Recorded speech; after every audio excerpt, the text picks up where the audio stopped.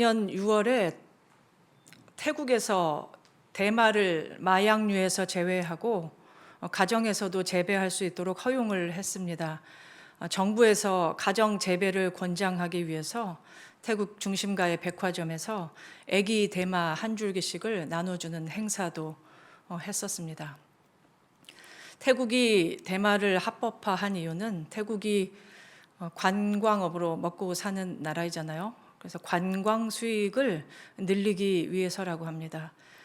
실제로 유럽인과 아시아인 대마 관광객들이 대폭 늘었다고 합니다. 우리나라는 길거리에서 이제 푸드 트럭이 많이 있잖아요. 길에 푸드 트럭에서 말 그대로 푸드를 파는데 태국은 길에 서 있는 트럭에서 대마초를 팝니다. 합법화가 된 이후에 소비가 늘고 과자나 음료에도 대마 함유 식품이 속속 출시되었다고 합니다. 또 작년에 세계는 지금이라는 시사 프로그램에서 미국의 필라델피아 켄싱턴의 마약거리가 방영이 된 적이 있습니다. 충격을 금할 수 없는 마약거리의 실태가 시청자들의 눈을 의심하게 했죠. 우체통처럼 노상의 길 그 보도블록 위에 우리나라는 이제 우체통이 있는데 그 켄싱턴 거리에는 주사기 수거함이 아예 설치가 되어 있었습니다. 그리고 거리에는 온통 중독자들의 희한한 포즈가 기자들의 카메라에 잡혔습니다. 도무지 중독에서 헤어나오지 못하는 사람들의 그 모습이 고스란히 방송에 소개가 되었습니다. 그들의 모습은 비참하기 짝이 없었고 차라리 지옥이 그곳 켄싱턴 거리보다는 나을 것 같은 끔찍한 현장이었습니다. 사람들은 마약의 피해를 잘 알고 있습니다. 전염병보다 무섭고 실제로 최근 2년간 코로나로 사망한 인구보다 약물 중독으로 사망한 인구가 훨씬 더 많다고 합니다. 한 번 빠지면 나오지 못하는 것도 사람들은 잘 알고 있습니다.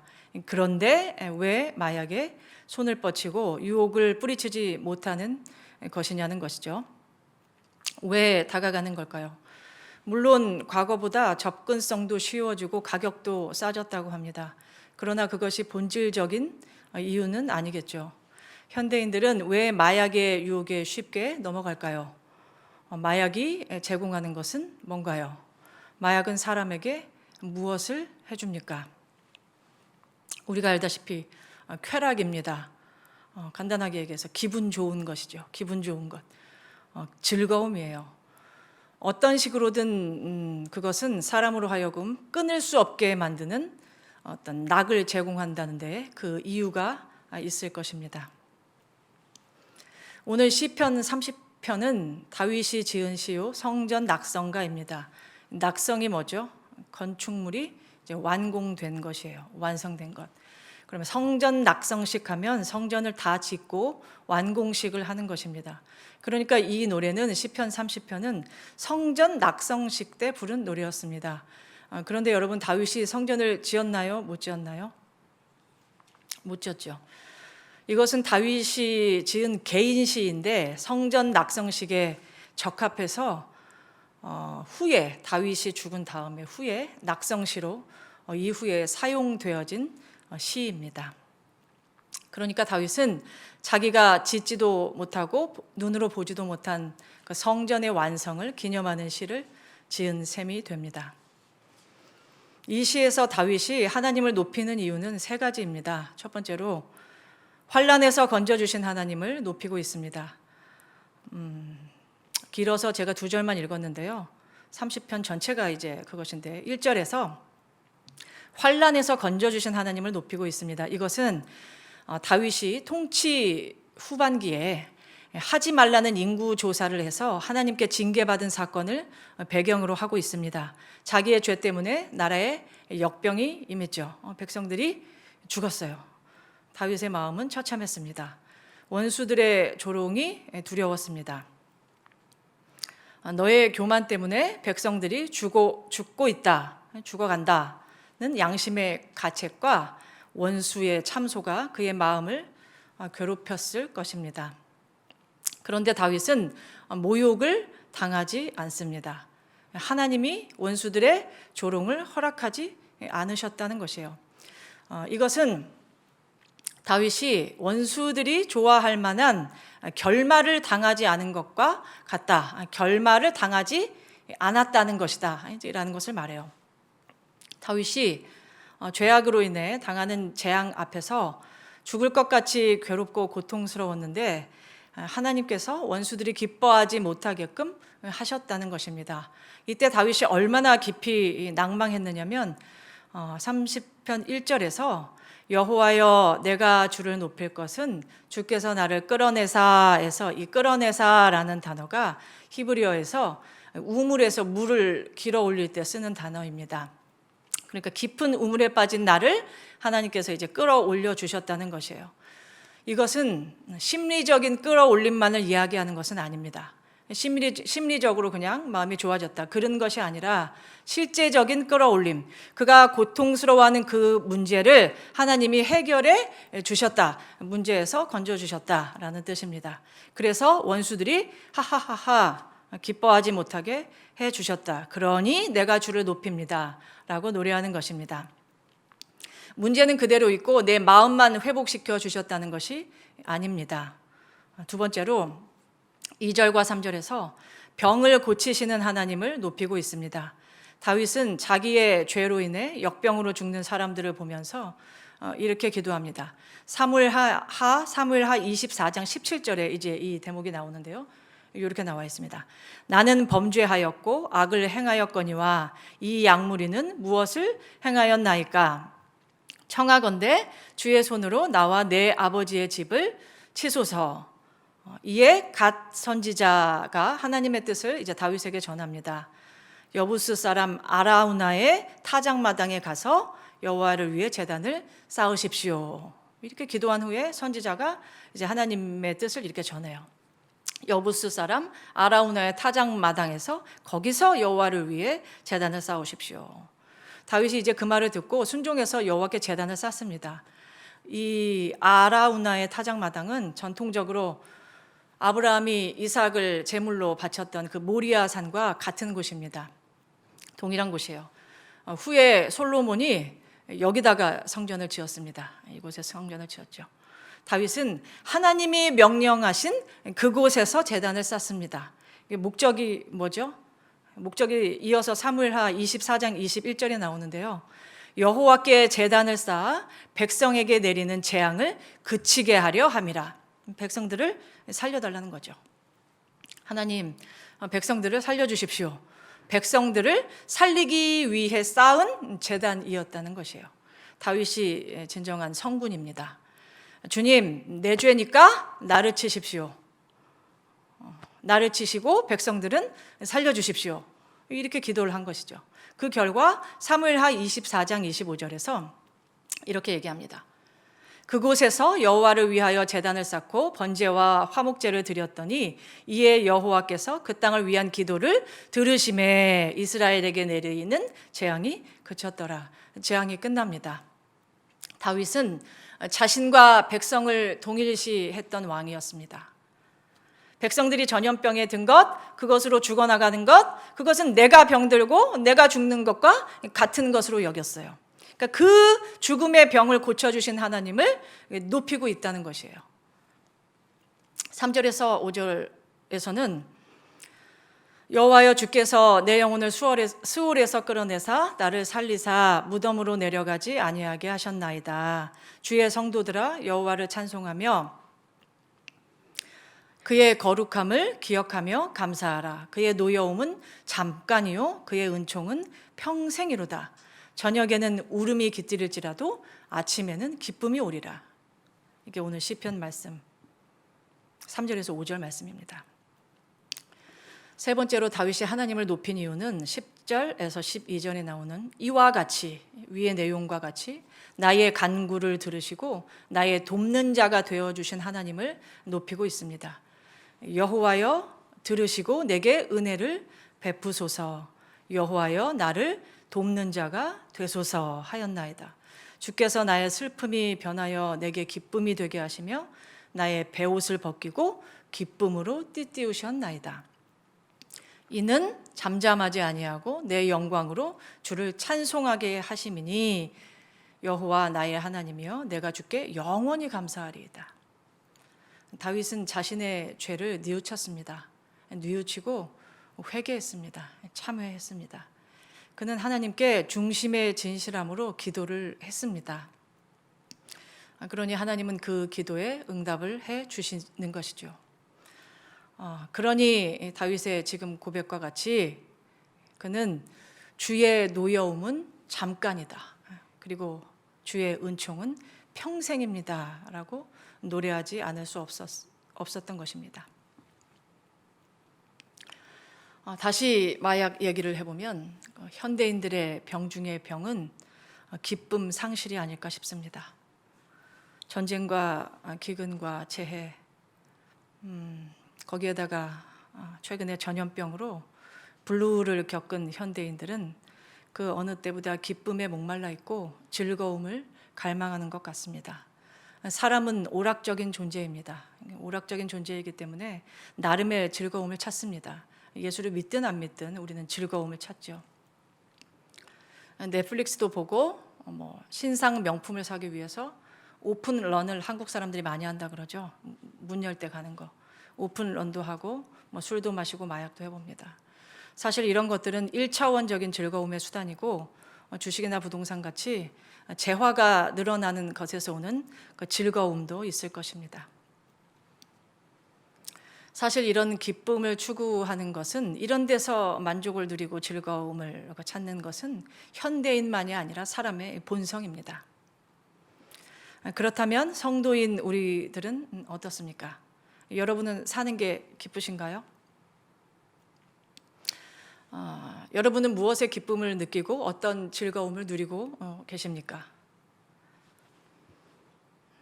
예기치 못한 기쁨을 쓴 C.S. 루이스는 대상이 없는 즐거움은 즐거움이 아니다라고 말합니다. 그러니까 진짜 기쁨은 나를 누리는 게 아니라 타자를 향유하는 것이다라고 해요. 타자를 향유하는 것이다. 여기서의 타자는 하나님과 나를 제외한 수많은 너를 의미하는 것이죠. 그러한 대상이 없는 즐거움은 진짜 즐거움이 아니라는 것이에요. 그것은 타락한 자기 사랑에 불과하다라고 말합니다. 여기에서 지금 자기 사랑이라는 좋은 말을 썼지만 사실 그것은 사랑도 아니라는 것이에요. 사랑이 아니라 그건 자기 속에서 일어나는 그 느낌들에 대한 집착일 뿐이라는 것이에요. 어떤 느낌들에 대한 집착일 뿐이라는 것이요. 그러니까 예를 들어서 이런 것이에요. 굉장히 유아틱한 예인데, 이제 명품 가방을 사가지고 들고 이제 동창회에 갔습니다. 동창회에 갔는데 친구들이 아니나 다를까 가방을 다 알아봅니다. 좋은 가방을 다 알아보고 가방을 막 부러워하고 칭찬하고, 가방을 들고 나온 그 가방 주인도 칭찬해주고 이렇게 부러워합니다. 이제 그들 중에는 나보다 공부를 잘했던 학창 시절에 그런 친구들도 있어요. 이제 그때 나는 속으로 생각하는 것이죠. 미소를 지으면서 내가 너보다 공부는 못했지만 시집은 잘 갔다. 내가 너보다 유능한 남편을 만나서 난 이렇게 잘 살고 있다. 기분 좋다. 이제 그런 거죠. 흐뭇해라. 이제 그런 이제 유치한 예이지만 이제 그런 느낌, 그런 류의 그 자기 속에서 나오는 기분 좋음에 대한 집착이라는 것이에요. 그러니까 기분 좋음에 대한 집착. 굉장히 유치한 예지만 사람의 내면의 본질을 한번 생각해 보세요. 어떤 기쁨을 말하는 것인지. 참 기쁨이 아닌 그 기쁨, 가짜 기쁨은 본질적으로 똑같은 성질을 가지고 있다는 것을 지금 말하고 있는 것입니다.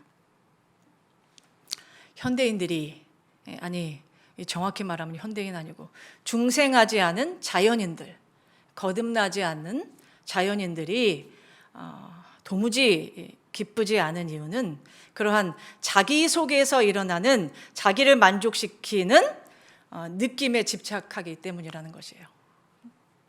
자기를 만족시키는 느낌. 그러니까 타자가 아니라 자기를 향유하는 데서 기쁨을 찾기 때문이라는 것입니다. 자기에 대한, 자기를 위한 그 기쁨이 전부인 줄 알고 살기 때문이라는 것이에요. C.S. 루이스가 천국과 지옥의 이혼이라는 책에서 이렇게 썼습니다. 자기 중심성은 천국의 기쁨과는 정반대편에 서 있습니다. 자기 중심성은 지옥의 성품입니다. 그것이 처음에는 작은 차이처럼 보일지는 모르나 천국과 지옥의 거리는 무한하게 벌어져 갑니다.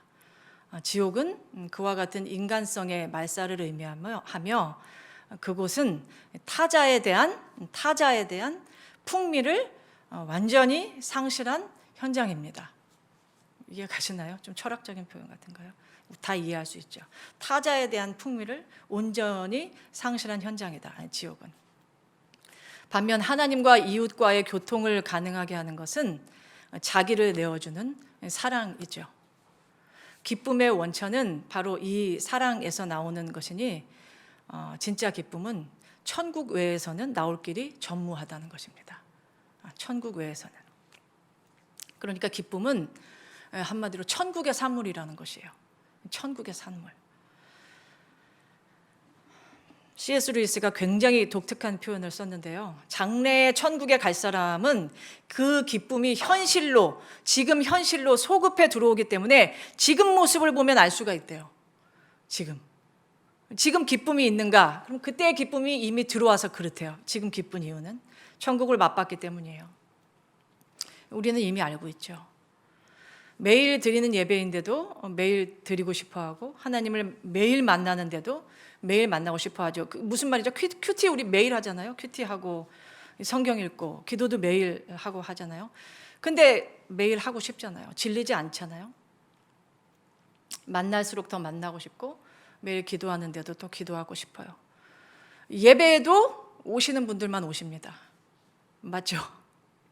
맞아요. 수요 예배도 오시는 분들만 오세요. 금요 예배도 오시는 분들만 오세요. 왜 그럴까요? 왜? 기쁨이 있기 때문이에요.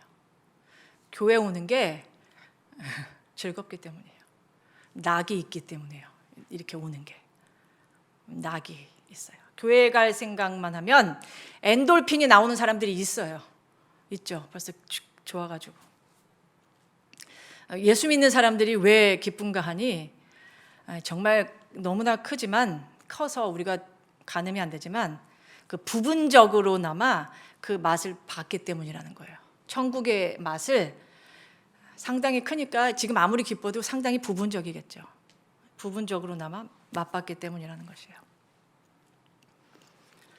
개혁주의 신학자 게알더스 보스가 사도 바울이 말한 고린도 후서 5장 17절 말씀, 누구든지 그리스도 안에 있으면 새로운 피조물이라 이전 것은 지나갔으니 보라 새롭게 되었도다. 이 말씀을 이렇게 주해했어요. 그리스도인들은 종말적인 존재가 되었다. 예수 그리스도 안에 있는 자만이 최종적인 인류요, 최종적인 기쁨에 참여한다. 오늘 다윗이 하나님을 높이고 찬양한 세 가지 이유, 환난에서 끌어올려 주신 것, 병을 고쳐주신 것, 기도를 들으시고 나를 도와주시는 것, 그것이 다윗만 겪는 일인가요? 그것은 성도들이 일평생 경험하는 것이죠. 우리가 일평생 맞나요? 제가 오랜만에 설교하니까 상당히 우리가 일평생 경험하는 것이 맞습니까? 저는 제가 이거 쓰면서 회개 많이 했습니다. 맞는데 언뜻 나오지도 않고 맞고 다 감사하고 맞는데 맞아요. 아무리 생각해도 맞아요. 하나님이 살려주셨고 다 고쳐주셨고 맞아요. 성도들이, 우리 예수 믿는 사람들이 다윗이 고백한 이 환난, 질병, 기도로 들으시고 나의 돕는 자가 되어주신 것, 도와주신 것, 이런 것을 성도라면 일평생 경험하는 것인데 왜 이렇게 감사가 없고 기쁨이 없을까? 하나님은 다윗과 같이 오늘 다윗처럼 내 죄 때문에 받는 환난, 우리가 대부분은 내 죄 때문에 받는 환난입니다. 누가 주는 거 아니고 내 죄 때문에 받는 환난에서도 항상 하나님은 정말이에요. 항상 나를 건져주셨고 몸과 마음이 우리는 수시로 아픕니다. 병이 없는 사람은 없어요. 그렇죠? 맨날 아파요. 몸과 마음이 우리들은 항상 아프고 속상하고 슬프고 그래요. 아프죠? 그 병 속에 사는 나를 하나님은 항상 고쳐주셨어요. 생각해보니 항상 고쳐주셨어요. 그렇죠? 맞죠? 그리고 우리가 살다 보면 죄 짓고 우리가 그렇잖아요. 그런데 그럴 때마다 우리가 뉘우치죠. 뉘우칩니다. 뉘우치고 깨닫고 후회할 때마다 다윗의 고백과 같이 노여움은 잠깐이고 은총은 평생이니, 맞죠? 평생이니 항상 우리의 그 기도에, 뉘우치는 기도에 응답해 주시지 않으셨습니까? 저는 해주신 것 같아요. 우물에서 끌어올려 주시고 스올에서 건져내어서 원수들이 최종적으로 웃지 못하도록, 하나님께서 웃지 못하도록 예수 그리스도에게 대신 모든 진노를 쏟으셔서 우리로 하여금 최종적인 존재가 되게 해주셨잖아요. 최종적인 존재가 되게 해주신 하나님의 성도가 일평생 기쁘지 않을 이유가 어디 있겠는가요? 여러분은 천국이 왜 있다고 생각하십니까? 그것은 1000% 우리 때문입니다. 하나님 자신을 위한 것이 아니에요. 왜죠? 하나님 존재 자체가 천국인데 천국이 하나님께 무슨 의미가 있습니까? 나니아 연대기를 보세요. 보셨죠? 네 남매가 용감하게 싸우잖아요. 이제 전투에서 싸우고 4명의 남매들에게 어떻게 하나요? 아슬란이 잘했다, 착하고 충성된 종아, 이 고을을 너한테 맡길게. 그리고 왕관 하나씩 다 주잖아요. 왕관 하나씩 다 씌워주고 어떻게 하죠? 아슬란이 떠나요. 여긴 네 거야, 네가 다스려, 잘 다스려. 그리고 아슬란은 떠나잖아요. 나니아 연대기에서. 천국은 하나님의 자녀들을 위한 것이에요. 제가 저희 애들 학교 이렇게 태워다 주고 돌아오는데요, 라디오를 듣는데 옛날 그 노래 올드팝, 휘트니 휴스턴의 그 옛날 그 팝이 나와요. 들으면서 그런 생각을 했습니다. 아, 정말 아름답다. 목소리가 정말 맑고 아름다워. 어쩌면 이렇게 노래를 잘 부를까? 아, 정말 사람은 예술적인 존재야. 만약 휘트니 휴스턴이 구원을 받았다면 저 아름다운 목소리로 찬양하는 것, 노래하는 것, 저 아름다운 목소리, 혼자 듣기 아까운 저 아름다운 목소리를 그녀가 만약에 구원받았다면 천국에서도 들을 수 있을 텐데, 그러면서 자연스럽게 또 자동적으로 떠오르는 그 생각이 뭐냐면, 휘트니 휴스턴이 약물 중독으로 몇 년 전에 죽었잖아요. 약물 중독으로 자기 집에서 그 사망했다는 기사가 나왔었단 말이죠.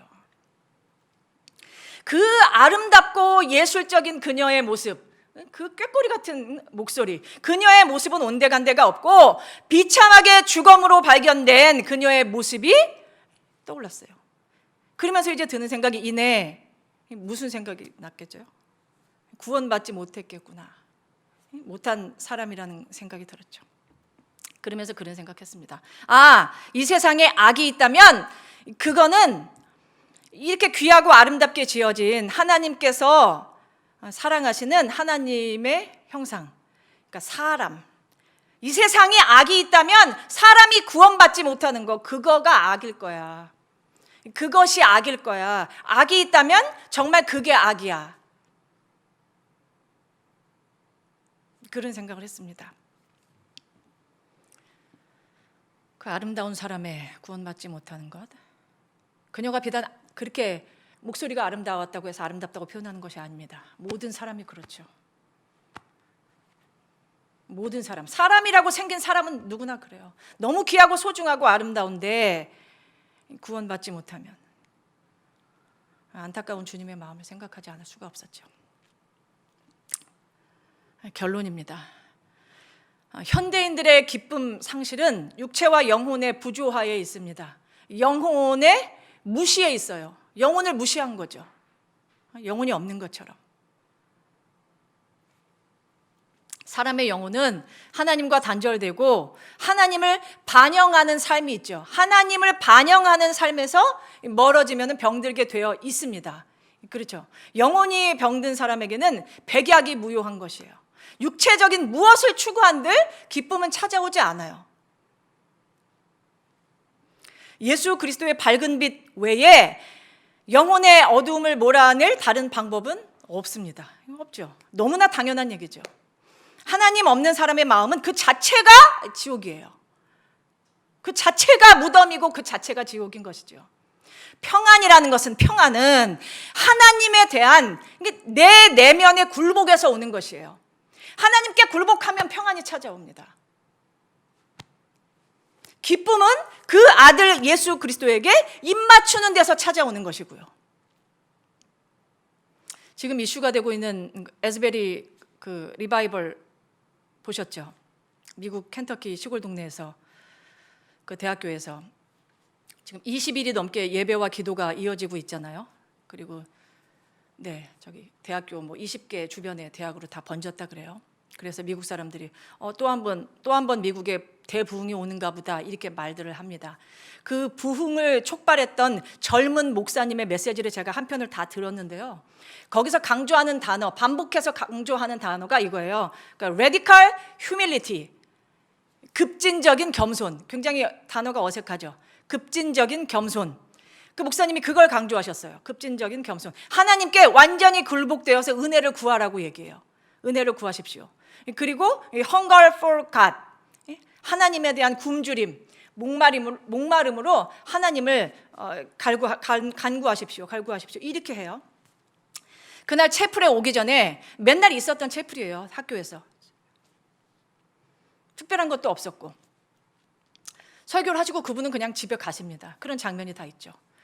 채플에 오기 전에 아침에 당신이 시리아 선교사님하고 통화를 했는데 동료 선교사가 지금 시리아에서 이제 죽임을 당했는데 하나님이 죽임당한 그곳에서 오히려 거길 들어가서 복음을 전하라는 이렇게 감동을 주셨다는 거예요. 그래서 다시 나는 들어간다, 복음을 전하러. 이제 그런 통화를 주고받았다. 이제 그런 얘기로 설교를 시작을 하세요. 수요일 날 채플을. 그러면서 이제 목사님이 시리아, 터키, 자기 나라 미국 이런 거 할 것 없이 지금 우리 모두는 예수 그리스도가 필요하다. 그 사랑 밖에는 답이 없다. 그 사랑을 경험해야 된다. 그러니 그 사랑을 구해라. 그거 모르겠으면 이 자리를 떠나지 말고 그 사랑 부어달라고 기도하라. 그리고 이제 목사님은 가세요. 근데 그렇게 해서 시작한 기도가 지금 이렇게 이어지고 있다고 하죠. 에즈버리 유니버시티의 10대 후반에서 20대 초반 대학생들에게 그 하나님께 대한 그 급진적인 겸손으로 굴복이 일어났습니다. 회개가 터지고 기도가 시작되었어요.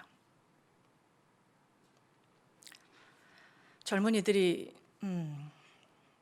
미국은 더 하겠죠. 이제 세속의 바다에 함몰되어서 원하든 원하지 않든 거기에 함몰되어 있잖아요.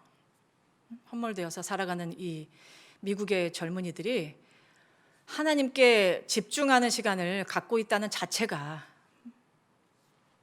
어떤 것이 부흥인지 모르겠지만 하나님께 집중하는 시간을 지금 보내고 있어요.